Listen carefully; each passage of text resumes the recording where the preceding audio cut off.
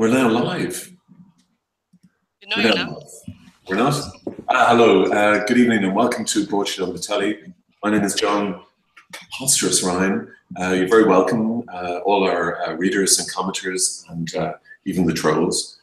Tonight we're joined by a panel that includes Johnny Keenan, who is live from Edinburgh, and joining him is Kieran Butler, who is an Australian comedian who is performing at the Edinburgh Festival and in a play, excuse my French, called Australia's Fucked. And they're going to tell us all about that. Neil Curran is with us again, Safe Pair Hands. He's got an improv show this weekend he's going to tell us about as well. And Vanessa Foran, who is an accountant and insolvency kind of expert. Yeah, I know she says she isn't an insolvency expert, but you are kind of. I mean, well, I don't like the word expert. There's too many lads on the radio calling themselves experts. Expert. Well, you're no Eddie Hobbs. Let's put it that way. Anyway, tell us how you really feel, John. Well, and we're also going to be joined by Olga Cronin, who is just putting together the newspapers for tomorrow morning, and she'll be joining us in about 5 minutes. But first, I just want to go straight to Vanessa quickly. A story that not in tomorrow's papers, but that was in Monday's papers. Vanessa, it was regarding the Garda internal audit, and you thought that it was a good time to bury bad news. Well, just from an optics point of view, I thought it was, because it's an unusual story just to break on a bank holiday Monday when it was filled with pictures of Joe Canning showing off.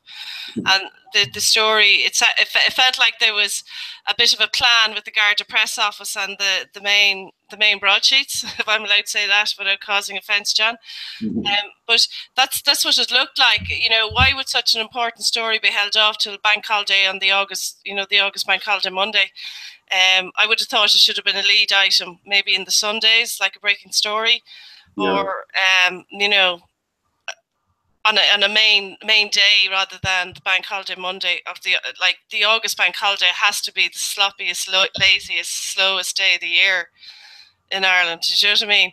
So it was just, I just felt the story breaking that day was just a bit odd. If I could say that without getting pulled over. No. You know, and the other thing I would like to put out there is that there's no mention of there being an audit committee in the Guard. So I don't know if they have an audit committee, but the internal control department is traditionally independent, and they would liaise with the audit committee. Now, the Guards, of course, aren't a normal organisation. They're not private organisation or a bank, or you know what I mean. So it's I don't know, but it'd be worth finding out for sure. But I do think it was strange that the story breaks on the bank holiday of the August bank holiday Monday, and it was very much overshadowed with your man from Galway showing off. And the fact that it was a bank holiday, obviously, you know, nobody paid too much attention. No.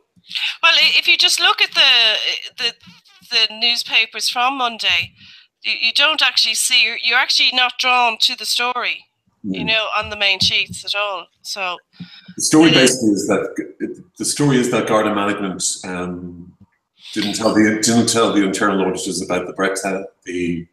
And actually it was on Broadsheet a while back about why these weren't flagged, you know, the dodgy breath tests and stuff, because it's basic reporting information each month end, you know, your activity reports, you know, so it's interesting. The Garda have an audit committee. Now if they do have one. They do, but they were totally unaware of these issues before they were publicly revealed at the Public Accounts Committee. Is that right? I can't speak to that, but I do know it.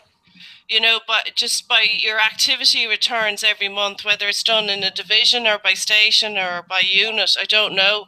But I mean, you would think that Jesus, like, you did 800 breath tests there on the Mallow Road last week. You know, surely some fella would have said, where the 800 fines, you know, or even using the boxes Just, we're going through loads of these, you know, like even from a stock taking point of view. I know this sounds awfully accountancy, but you know, it's not all about, you know, income and expenditure. You know, you do get management information, and is this unit performing? How much is it costing? You know, it's basic standard management accounting information.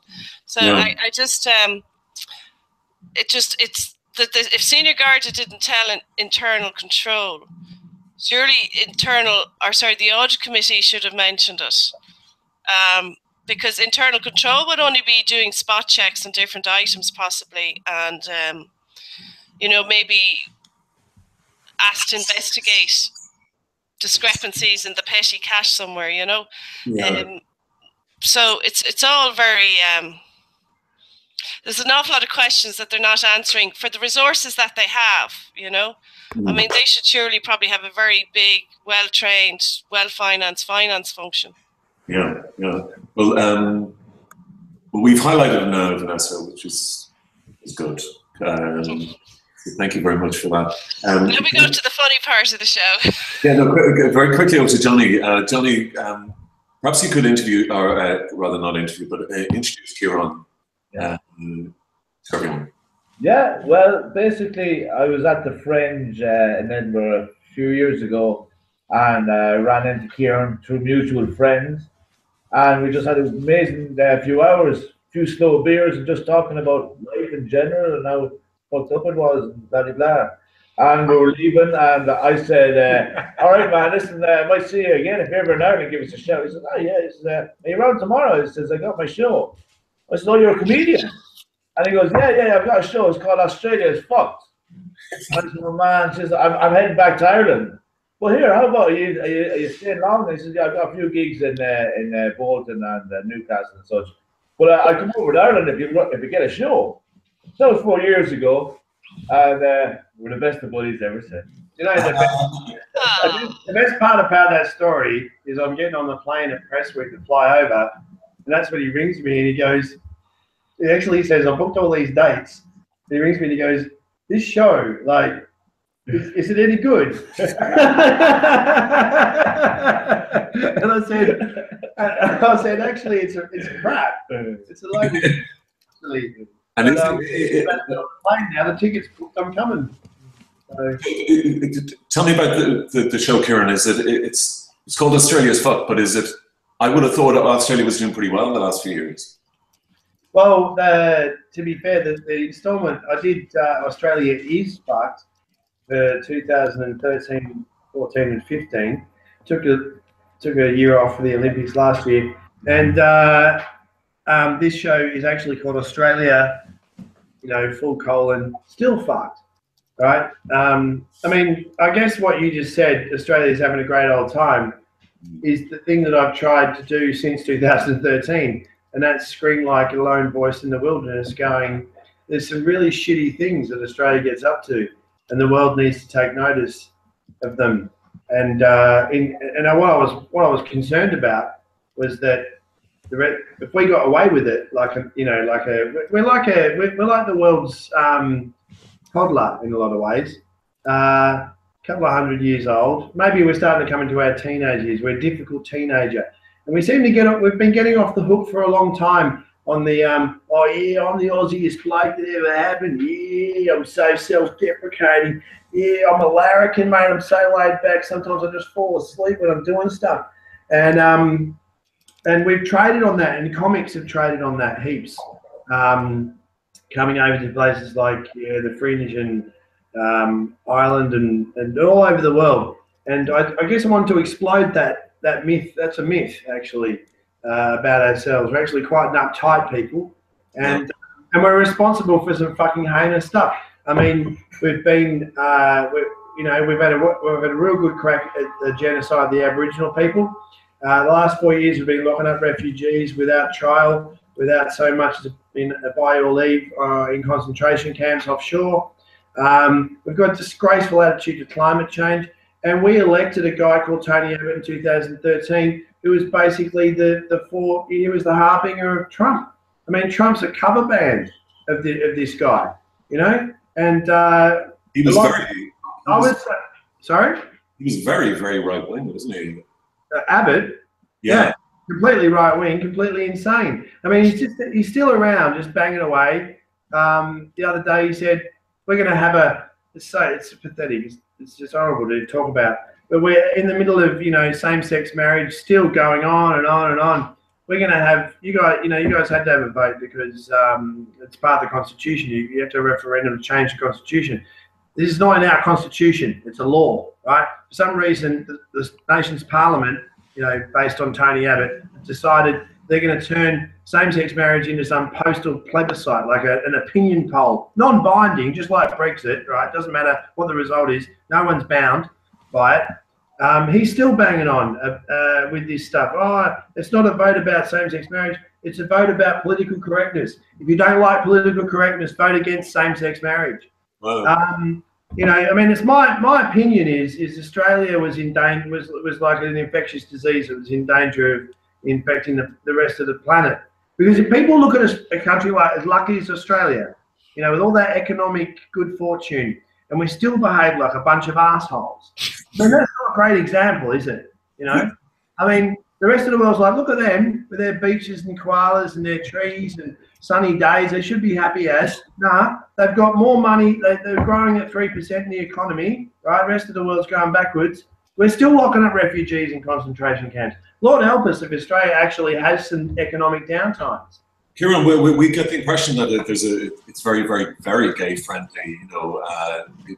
It revived Abba's career and Priscilla, Queen of the Day. I mean, it has a culturally a positive image of gay life and. Yeah, but this is the thing, mate. Is that on the surface we look like we're all right.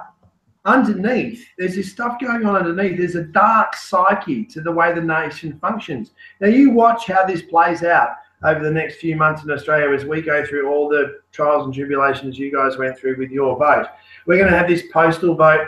All the nutters are already coming out, giving it this, giving it that.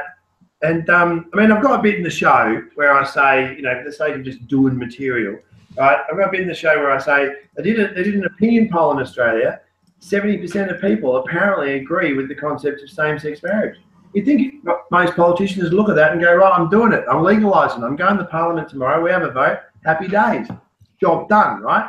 No, these right-wingers want to go back because they know full well that their man John Howard played the race card in 2001 and he found a rich vein of racism and he pulled himself out of the electoral shit. That's what he did. And they reckon if they dig far enough down, they'll find this rich vein of little shitty homophobia. It's there. There's a scene in Priscilla, Queen of the Desert that bloody depicts it. It's there. You dig in there and hit that vein, right? And I reckon they think that the 70% is a rogue poll. The people who asked the question didn't understand the question because they were like, do you agree with same-sex marriage? And they were like, oh, yeah. Oh, isn't that what marriage is? The same sex over and over and over and over and over and over and over and over. That's one of the best jokes written about that topic. I swear to God. I nailed that. I used to tell audiences best joke on the print.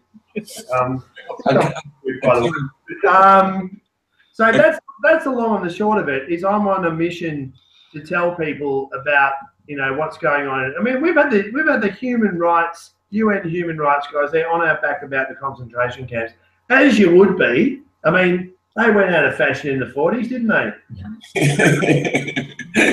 From what I can understand, but Australia wants to bring them back. Let's get the flares out, Kieran, are you descendant? You're Kieran Butler. I mean, you're obviously this Irish antecedents there. Yeah. On my dad's side, I go all the way back to where this fella's from, down Kilkenny. We can trace ourselves back. But it was. I brought him home. My mum went. My dad was in London. I was actually born in London. I'm a Brit. Don't hold that against me. And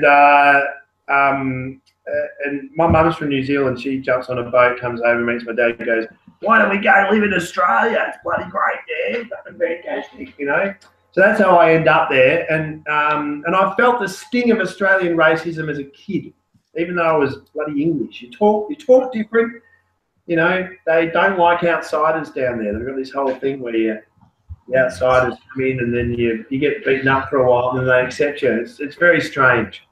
Didn't New Zealand vote for same-sex marriage? Oh, they did. Like they woke up one morning and said, "Oh shit," a bit like the Germans. I think they were like, "Oh, hang on, we've forgotten something." And here we go, done by lunchtime.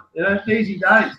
You live in a civilized country, they get on with this shit. In Australia, yeah, I think we were the first country to have a constitutional referendum on it. Perhaps. I think so, because I think you were one of the few countries, possibly the only one that actually had it in your constitution. Yeah. Yeah. That kind of compliment there, John. Yeah, I know. Kieran, this bloke rang me during the time, about a week before the referendum, and he started banging on about how horrible it was, to such a degree that I thought that Ireland was going to vote against it. And then the next week, I'm like, what were you stressed out about? He goes, "Oh, these assholes got on the radio and they said all this stuff." And I went, fair enough. Johnny can be very, we get that on a weekly basis occasionally. Johnny can be... Yeah, well, no, I have to explain myself on that one, John. I never got to explain that point. It was really bad around our referendum that they were coming on the radio. And the main procrastinators were, or not procrastinators, the protagonists were the likes of the people that I've mentioned already on the show. With their afternoon shows, basically. Remind us, Johnny. The homophobes against, I don't think you should have kids. I don't think it's fair that the gay couple should have kids. Where that wasn't anything to do with the. That's with what the they vote. started up with in Australia. Straight up. And nothing to do with the vote, but, yeah. but the anchor people of these shows on the big wages never stopped them. They allowed them to run this fucking riot and say, "No, you can't have kids." That's not what it's about. And even then, most of the gay people I knew that were actually listening to this shit anyway turned off because it was just another excuse for these fuckers to show their homophobia on the national airwaves. Yeah, that's exactly what they're doing. That's what's going to happen in Australia. That's what they're saying in Australia is we don't need a platform for these people to come out. It's all right for us. We can listen. You can give the whole free speech. Everybody get a say.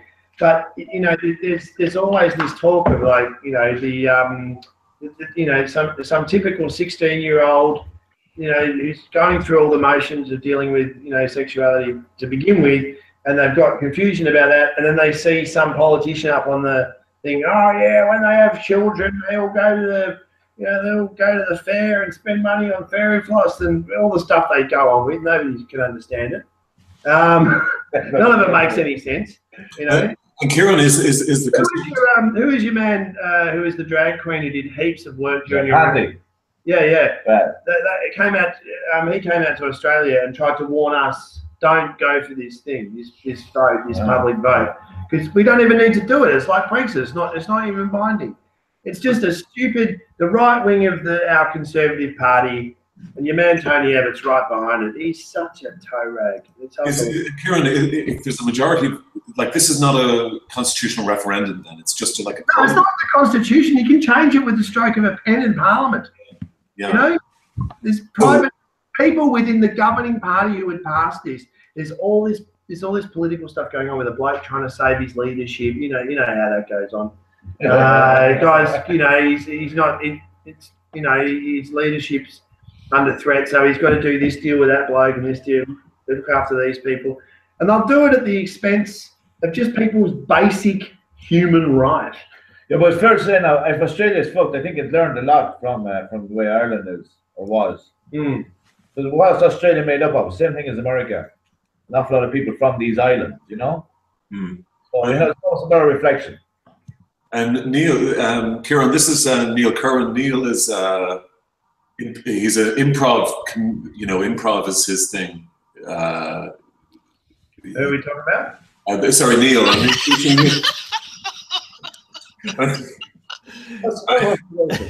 He's the guy in the square next to you there. Oh, sorry, Neil. Oh, so you do improv, Neil.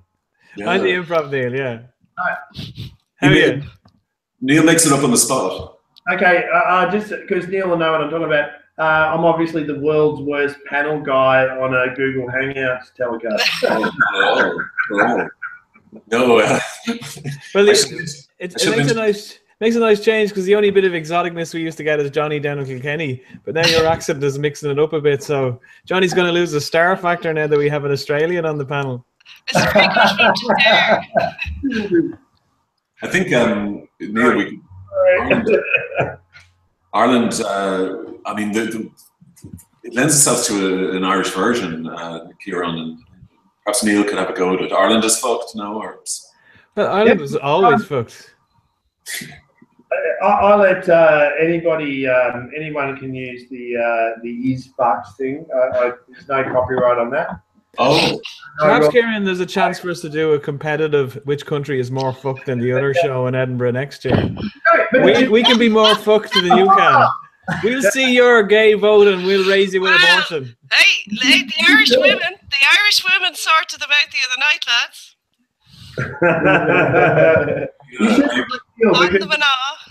The great thing about it is if you do a show from your own country and you go, I call my own country back, your own countrymen come up to you and they go, why don't you do a show? They pick a country that they don't like, right? So, for instance, if you come to Edinburgh, because I come to Edinburgh to do the show, I'll go, oh, you're going to do your show in Edinburgh about Australia's fucked, eh? Why don't you do a show called Britain is fucked? Britain's pretty fucked. Why don't you talk about that? Why don't you talk about that? And you go, well, because I think it's pretty churlish to turn up to someone else's country from somewhere else and go, your country's fucked. It works much better to talk about your experience in your own place. Yeah, but Kieran, you have much nicer weather. You can't complain too much. I talk about that in the show. That's all you guys. You talk about. You go on about the weather, and I point out in the show. Most of you couldn't even cope with an Australian summer. Your heads would fall off. You know, it gets to 27. Well, let's not generalise too much. But you do have nicer weather, and you do have good beaches and great surfing. But everyone in Australia is afraid to leave the coast because they all live on the coast. They're afraid of what's in the centre of the land. Yeah. Oh, well, you see, this is probably why he's so friendly. This is probably why he's so friendly with Johnny there, because, you know, straight to the bog at the heart of the Midlands there. Kieran, you should get Johnny to bring you home to meet his mum. Kieran's very nervous that he can't look out the window and see the ocean from his house when he's in Kilkenny. Unlike most people from urban Ireland, Kieran Butler's being awfully. You know what I'm saying? Correct. And also, it's very interesting actually, take away from the whole funniness, if we weren't funny at all, about the global in Australia. Yeah, the global climate change. The climate change, which is really serious. Yeah, right. So Vanessa, you're saying great weather, right? My response is Australia is in what's known amongst scientists. I don't know if you heard these guys, scientists. They come up with scientists, guys. Yeah, I heard that bit. Yeah. Here's a few words I might have to just stop me if I need to explain them. Facts, evidence, peer-reviewed research, just things that, you know, truth, crazy. Mansplaining. I'm being mansplained live. Stop interrupting him and you'll learn, Vanessa. I'm sarcastic, right? Australia sits in what's known, scientists call it disaster alley, right? So ironically, we burn more coal and put more carbon dioxide into the atmosphere per head of population than any other country. Yeah, go Australia. In the world. And ironically, we will actually suffer the consequences much worse than a lot of other places. Nice. So, yeah, the weather is good at times. But like I say in the show, a lot of people can't live through 6 days in a row of 40 degrees. I'd like that. It was in the paper today, wasn't it, about the climate change in Australia, how disastrous it could be. It was in the Guardian today, wasn't it? Habitable sometimes of the year, I reckon. Kieran, can I ask you? We have a controversy this week regarding women's rugby. You know, the women's rugby World Cup is taking place in Ireland. Mm-hmm. Yeah. Australia, I think, have won it 6 times. The last 6 times, women's rugby. Good sport. But we've had some rugby players coming out, male rugby players, obviously saying that it's just not up to the male sport. We don't like seeing women get thrown about the place. I mean, obviously, when it's much more. You said that. Have you ever been to Bozo's nightclub in a car? You walked into that.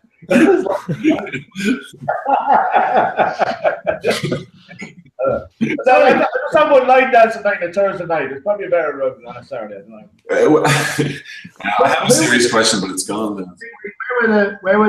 Was this Irish rugby players, Irish male rugby players? Yeah. They said, Okay, we need to let be me get this careful out. here They now, said, folks.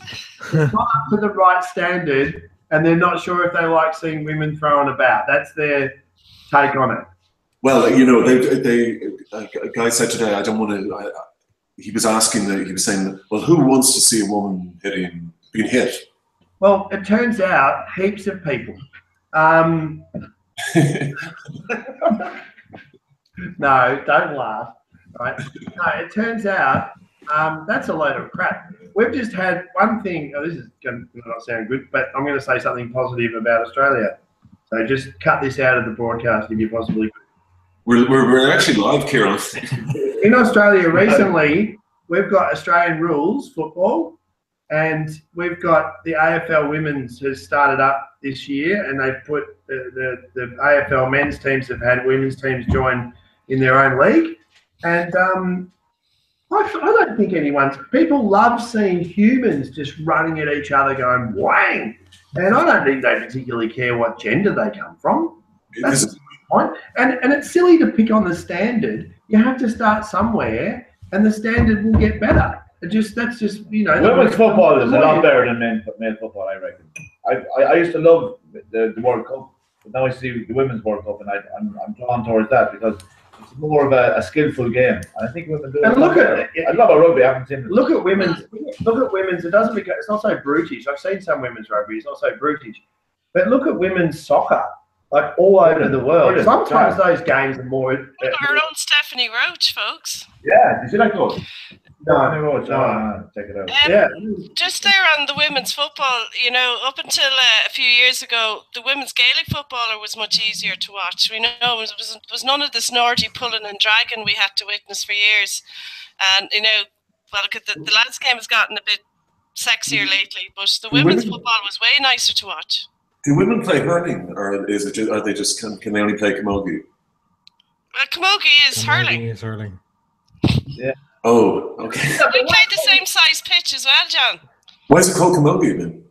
No, it's separate to the GAA. The Women's Camogie Association is separate to the GAA, and it's just called camogie. Are you saying that women are going off on their own in the hope that they might get paid for what they actually do? Oh, there. Is that what you're saying, Vanessa? Here we go. Stall the ball there now. You're looking to start another Cork strike. He's looking to start another strike in Cork now, so he can kind of get himself back on the calendar for next year. Why not? Shoulder to shoulder.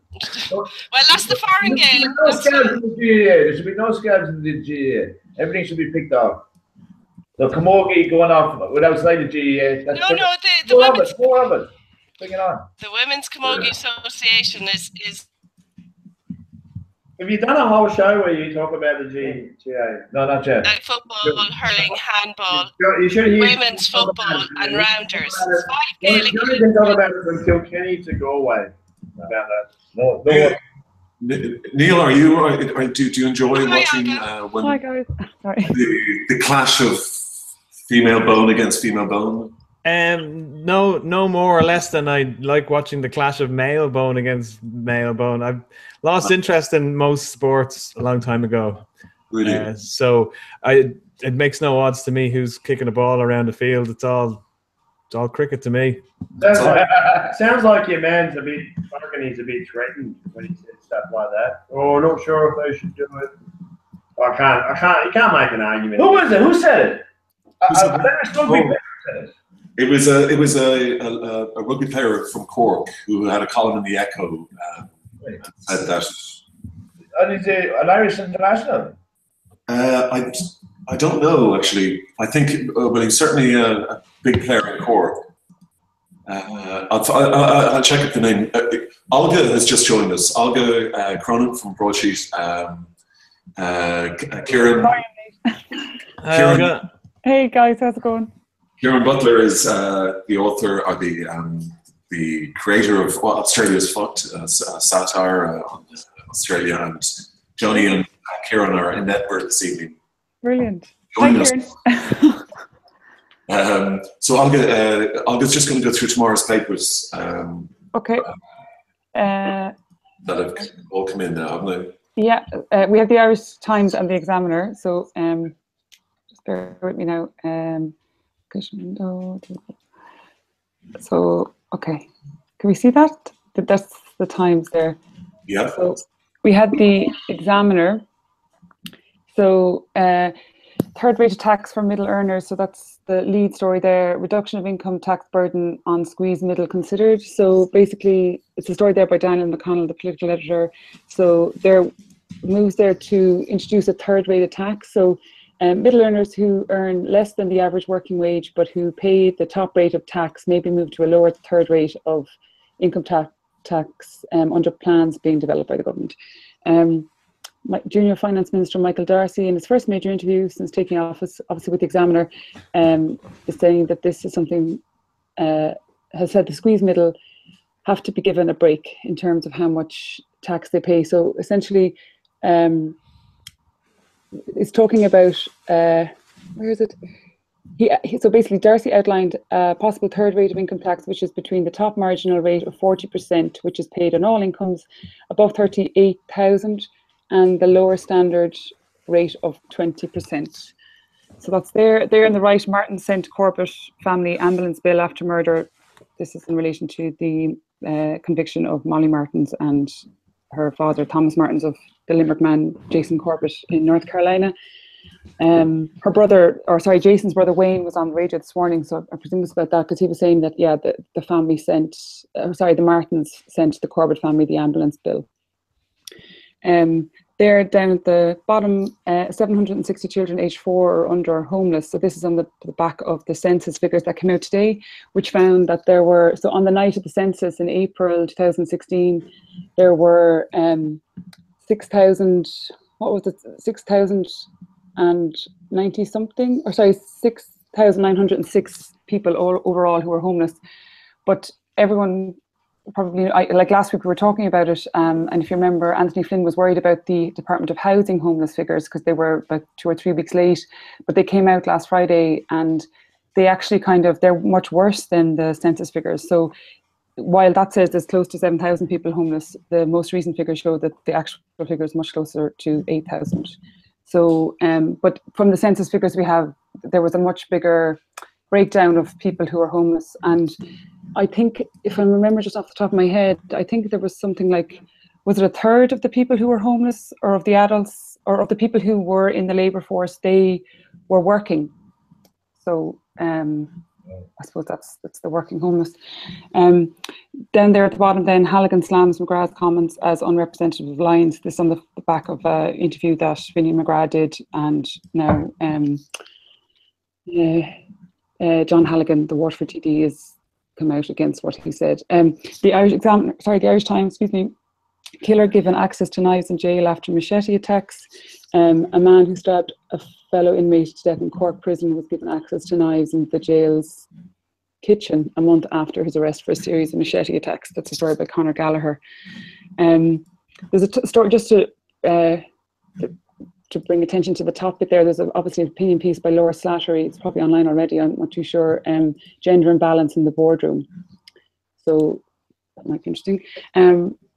Then Trump increases North Korea tensions. President warns country it should be very, very nervous if it harms the US. South Korea keeps door open for dialogue in attempt to ease crisis. This is a story by Suzanne Lynch. And then there's another, they've got their basement piece there is also on the census figures. Young children now largest homeless group, census finds. Children aged 4 and younger are the largest single age group experiencing homeless, according to the figures in the census 2016. So that's that. And then the stories there at the bottom, Dublin Bus, about the Go Ahead group, the British group taking over some of the routes. And then, so I'm just flying through them because I'm only just seeing them now myself. The Guardian, fresh concern over safety of tower blocks, obviously following Grenfell. Edinburgh, there's a quick a picture there from Edinburgh, Johnny. Johnny got it. Look. You got all dressed up, Johnny. That's Johnny, isn't it? That's Johnny there. Yeah, he was looking for some hair. He said it was chicken. The festival is turned 30, or sorry, 70. Yeah, brilliant. It's over 2 weeks, isn't it, Johnny? Over a month. Yeah. A month? Largest of its kind in the world. Yeah. Have you appeared up that, Neil? No, it's I've never been able to commit to the full month. I'm too old.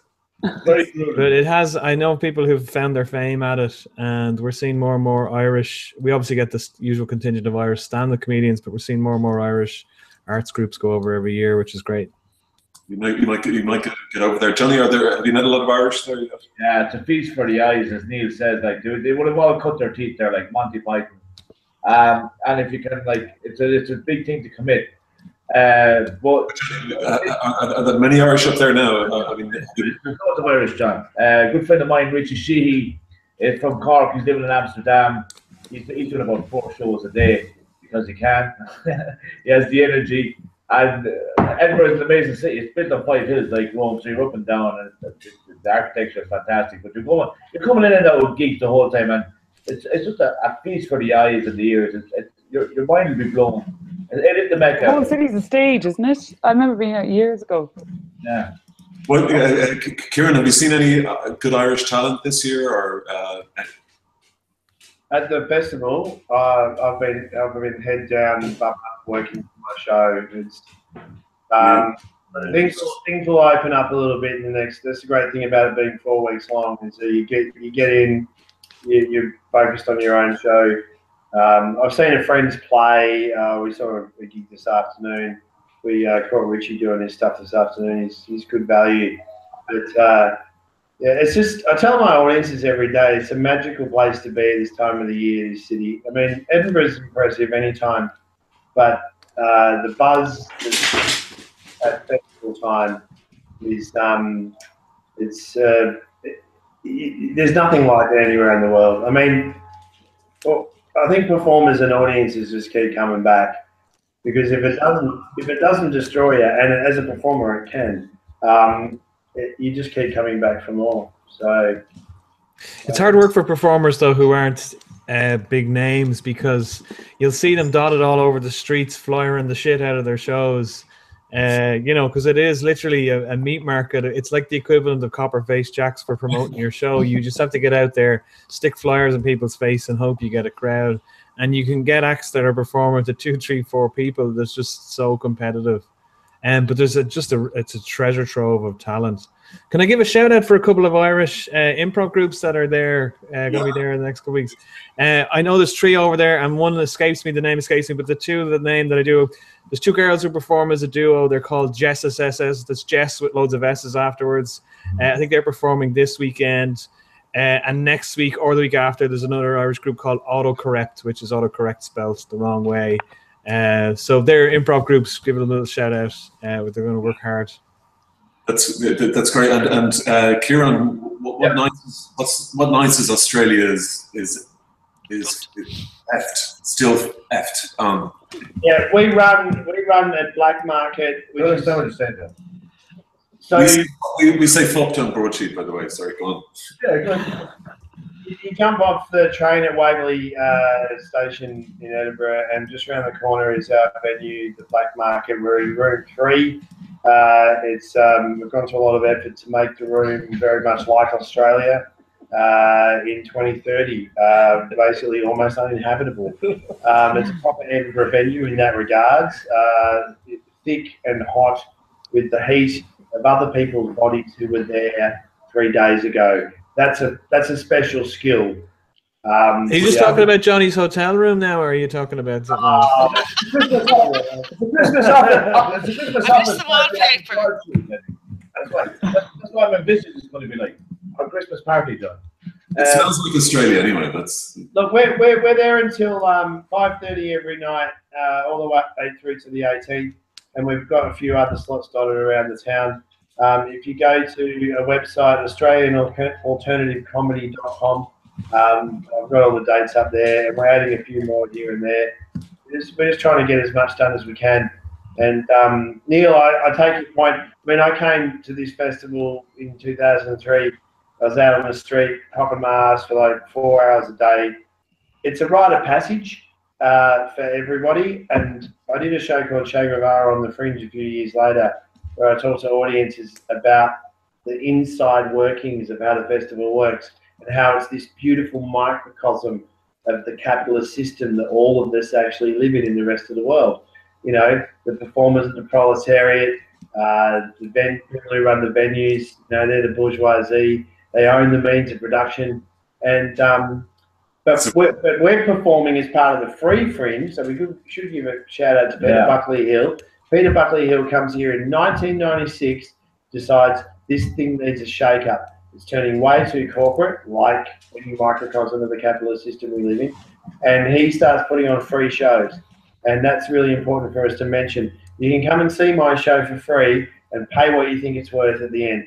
You can even do what the lady did in the show this afternoon. She watched the whole show. I got to the bit at the end where I was pitching how much money I wanted in the bucket, and she promptly got up and walked out. I said, oh, there you go. You're leaving before the bucket comes out. And she goes out, this is terrible, this show. And I went, yeah. And she walks out the door, and I tell the rest of the audience, I go, yeah, she thinks it's terrible. She stayed all the way to the end. You got it all, man, and that's what's beautiful about this festival. There's something beautiful about it as a performer. It's a destination you always dream of coming to, and then when you come to Edinburgh, you have your own journey at this festival, and you have your own journey sometimes over decades. I mean, there's people that I've met people over the years, and everyone says you just got to keep coming back. And most of it's because in comedy, we're such singular entities going around, you know, doing gigs in various towns around the world. In Edinburgh, we come together and do a bit of collaboration sometime. We meet each other for a month and hang out and talk shop. And yeah, I'll stop. Just on that one, what I have to get the plug in. My good friend Stephen Garland's coming over tomorrow with his show for a week.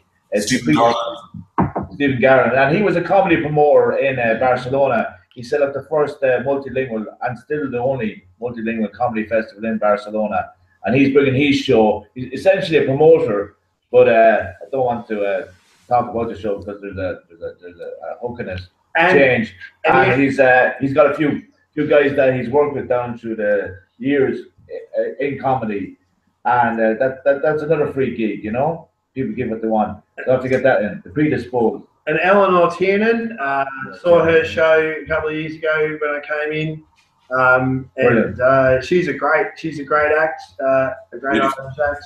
And she was on directly after us in the Banshee Labyrinth down the road in Nidri Street. Amazing venue. It's like they say it's the most haunted venue in Edinburgh, except for the fact that when I was doing shows there back in 2004. I met the people who do the ghost tours, and they just run around banging on the walls, making the ghosts up. So, but Eleanor's down there, and she's at 3 o'clock in the afternoon at the Banshee Labyrinth every day at the Chamber Room. Sorry, man, they're not going to go. They're in Ireland. They can give us this. Oh, what are you talking about, mate? You should have seen this guy. He came over. He came over the other day. He was so tired. I said, "Oh, are you a bit jet lagged?" He goes, "Oh, I flown all the way from Dublin. I've lost nearly." He's not used to going further than horse and jockey. No. I'm not used to the rural bus network in this country where you have to wait for 3 hours. Whereas if you're in Dublin, you just wake up at 1 o'clock. Oh, I'll get a plane at 2. No. And Kieran, will you be coming to Dublin? Will you be coming to Ireland after the Edinburgh Festival? We're working on some stuff at the moment. John, I've got a really good one that I can hopefully reveal next week. Not just Kieran, but a really good gig about the stuff that he's talking about in relation to direct provision and stuff like that affects Australia, that affects the whole world. So we're organising a gig that's going to kind of, a really positive one. So Australia, but he's a lot more than Australia's folk. He's an accomplished musician. He's got 3 albums in his own right as well. He was a great cover band with Crowded House, was it? Yeah. So the man has many strings on his bow, and this is just one show. And I'll tell you what, if I do this gig, I might have to pull out a few of the original Crowded House or the Crowded House songs, because he goes to me, he's like that. He goes, yeah, this gig looks like it might be a bit of a family thing, and I was like, have I got any material? I've got material about families. Jeez, I hope for the sake of career success that Australia remains fucked for you, Ciara, because you're in a lot of trouble if it's not. I'll back myself in. I've done the research. Vanessa, I just wanted to ask you the story that Olga did on the cover of the Examiner. The middle income earners are going to be. Actually, that's quite shocking, isn't it? Well, I was going to ask you what are your thoughts on it? Well, my immediate thought, and I pulled it up on the separate screen here to read it thoroughly. Middle income is less than the average industrial wage. Yeah. Are you having a laugh? The average industrial wage is around 37,000. Yeah. So this is. So walk that up to, let's just say, the average price of a house in Offaly, which would be what, 200,000? Johnny. Well, I'm living in Kilkenny, and the idea of buying a house in Offaly, as much as I love it, I couldn't answer that. Vanessa, is this just are they flying a kite with this, or do you think this is? Well, I would have thought middle income was somewhere between 75 and 105. No, I thought it was somewhere around the 70 mark. 50. It was 37 up to 70 is what I thought middle income was. That's extraordinary, lads. There's Jesus Christ, the Examiner said middle income is less than the average industrial wage. Yeah. Well, we were a lot on talking about the middle income, or whatever is the middle income or the middle class that he was talking about could possibly be on the welfare. Well, I'm sure some people are, would be on family income support if they're employed.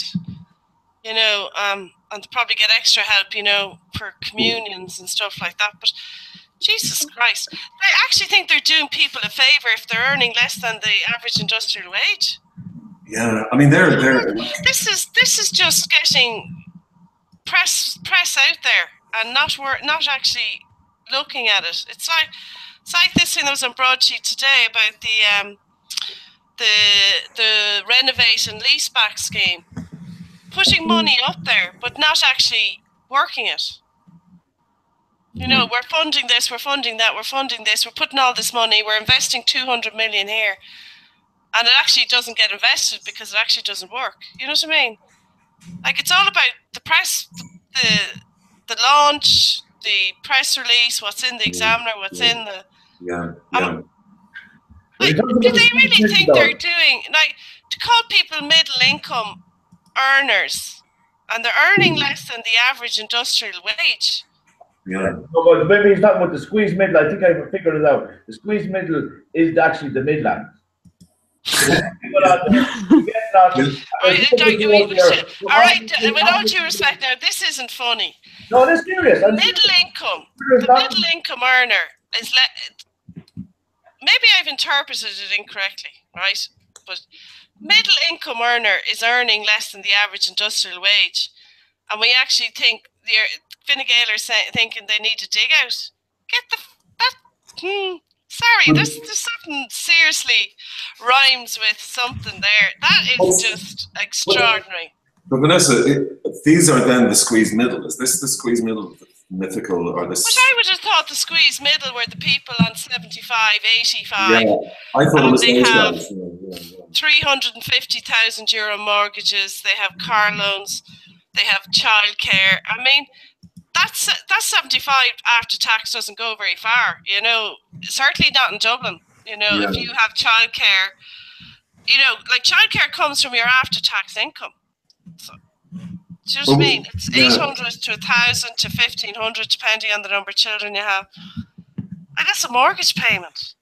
I think imagine paying 2 mortgage payments out of your wages every month. They're technically the squash bottom, not the squeeze middle at all. Well, I would agree. I agree. We definitely need bands. We need the band. At the moment, we just literally have 2 bands, you know, and then you have this so-called effective rate. Like effective rate on income over $250,000 should be 25% apparently, you know, but you can squeeze it to 20%. It's like a Machia rate that you can only use various tax reliefs to a certain level of your income, right? But effectively, anyone earning over $250,000 only has to pay 25%. Jesus Christ. And people under the average industrial wage are considered. Yeah. Gee, I just don't get it. I just don't look at. I gotta say it, Vanessa. Ireland is. I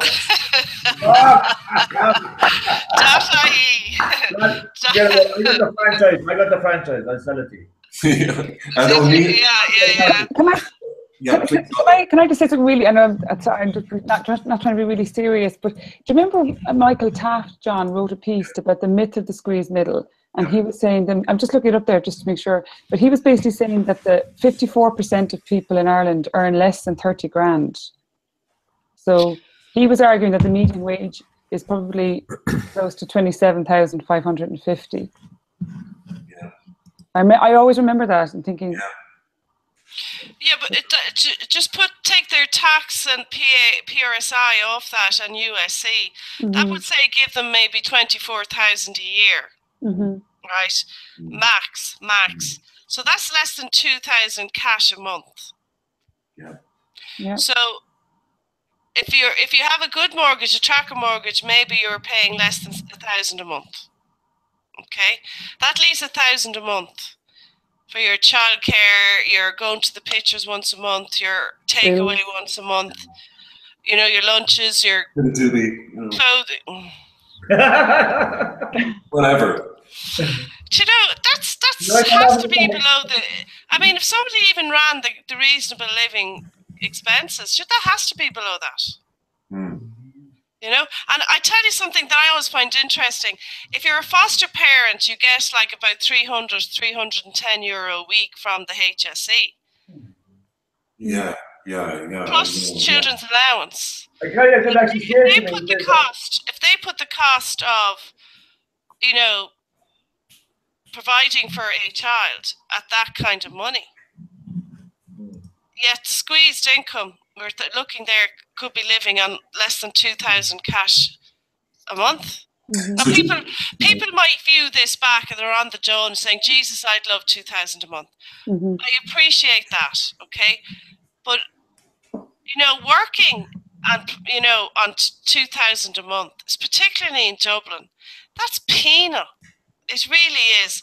To provide for you and your family and a roof over your head for 500 euro a week, it's just, it's tight, lads. It's very tight. So just to reiterate, that is the reality, Vanessa. Like, I can speak for that myself and other people as well. That is the reality. Just to reiterate, Vanessa.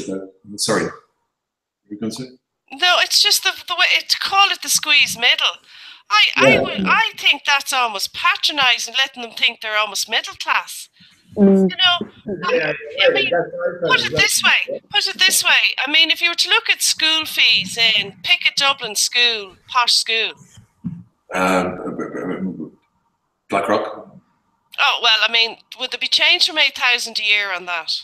I shouldn't think there would be. I mean, and then you've got to get. Do we really think the gap between the squeeze middle and the 5% is 100 grand a year? I don't think it is. No. Well, can I just draw attention to this here? Sorry to be really boring, but these are the figures that can you see them? They're the figures that Michael Taft. 2014. From 2014, they are from 2014. Yeah, well, the salaries would have taken a big jump in the last year, Olga, because of, well, certainly in Dublin. And now that the different pay agreements recommenced this year, I think. I'll tell you what. Back up there, Olga. So can you see? I think I have to keep talking for it to actually show. Right. Yeah. But over 200. So yeah, so if I read it out maybe, so like... Well, I'm just totting up there. Anyone over 70? Yeah. Just what's that? Over 70 Over is 70 3, so it's 3, 5, 6, Well, 6, 7, less 10. 10, 11%. Okay, so about 12% are earning Mhm. 70,000 a year or more. Yeah. You see the gap now? It's a huge gap, isn't there? Yes. And that gap is wider. 18. That gap is wider now. Yeah. So let's say 18. That was 2 years ago. We're gonna have to wrap it up. I want to get Neil. Down there, all in relation to where it's at now, no? Sorry, Johnny? Break that down from 2014 to see, because I'm sure there's a trend going through it, is there? Sorry, what do you mean? Sorry, I'm confused now. I didn't hear it. You showed at 2014. Is there a trend going through it to where we are now? Oh, I don't know. Sorry, it was only because I just remembered that piece from memory, so I just thought I'd pull it up. But yeah, like Vanessa said, it probably has changed. But I doubt it's changed hugely, you know. But do you know what else though? There's certainly what I've noticed in the last 2 years. There's Dublin and there's not Dublin. Yeah. And that's not meant to kind of mock the lads, the boglands of Offaly Retton. But there's Dublin and there's not Dublin. So that graph should actually be reproduced in 2 parts. Dublin within the M50 and the rest of the country. Because you can look at mortgage, you can look at sales, you can look at... everyone moved to Offaly, or at least 200,000 or something, you know, decentralised, you know. Well, do you know what?